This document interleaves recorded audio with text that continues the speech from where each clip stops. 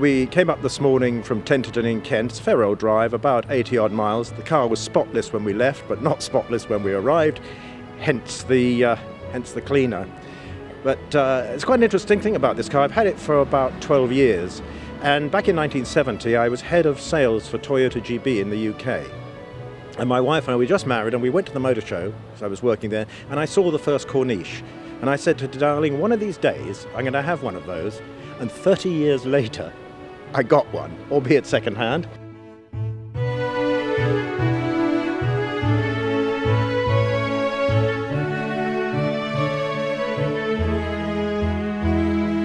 This is the Phantom Coupe, which is a development of the Phantom Saloon, which was the first of the new range, introduced in 2003. There are two other models, in addition to the Phantom Saloon. There's the Phantom Coupe, which this is, and there's a Phantom Drophead Coupe as well, the open car, but not very suitable, I think, for this country.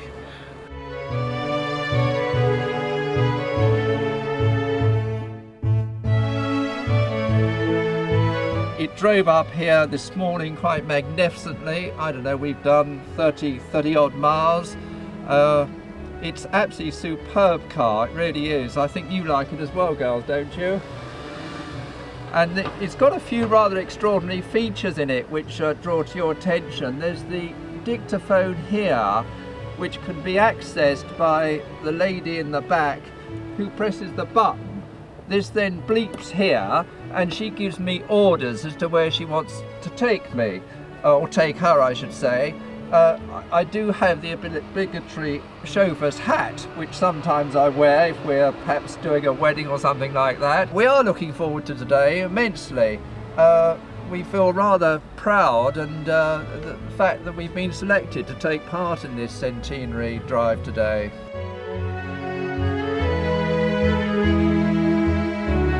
Sheer enthusiasm for Rolls Royce motor cars and all their products, in particular the Silver Shadow, which I own, which is a 1975 car that once belonged to the late performer Danny LaRue.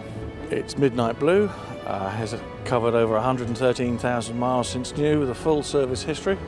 It's a great honour to have been chosen to parade with 99 other prestigious Rolls Royce cars on this very special day.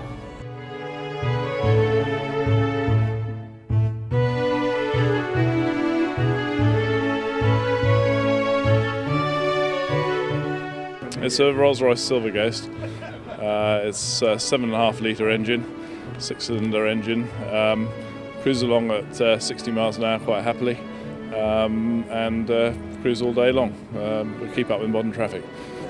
It just doesn't stop very well. Yeah, we've got 115 cars today, so getting them all through London is going to be a big challenge. Yeah, hopefully it all goes smoothly. It's always good fun, even when there's not only 115 cars in a row, but even if you're trying to do 2 cars in a row, it can be tricky at times. So yeah, it's going to be an interesting morning.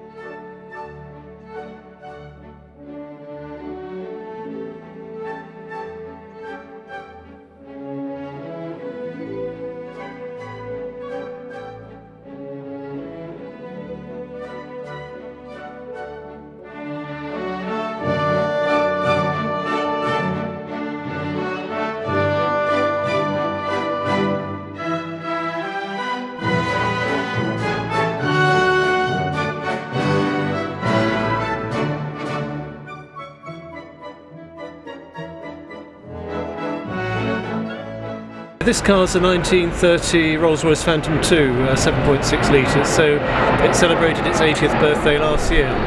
I guess I first became interested in Rolls Royce age 14 when my religious instruction master gave me a book on Rolls Royce, and then I had friends who owned them, and I went out in them, and eventually when we had the chance to buy one, in fact we had quite a few cars, and my wife said she wanted something a bit more reliable as a vintage car to go on rallies in, so here it is. Well, this morning we came in from the Chilterns to central London. It took an hour and 3 minutes, whereas during the week on the train it takes about 2 hours.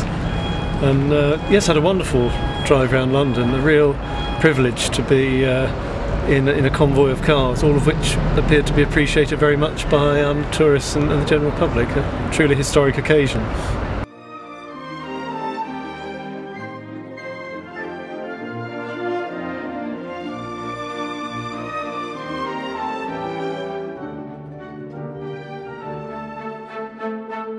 Well, of course, we knew we had to do something spectacular to mark this key anniversary for the Rolls Royce brand. Spirit of Ecstacy, 100 years old.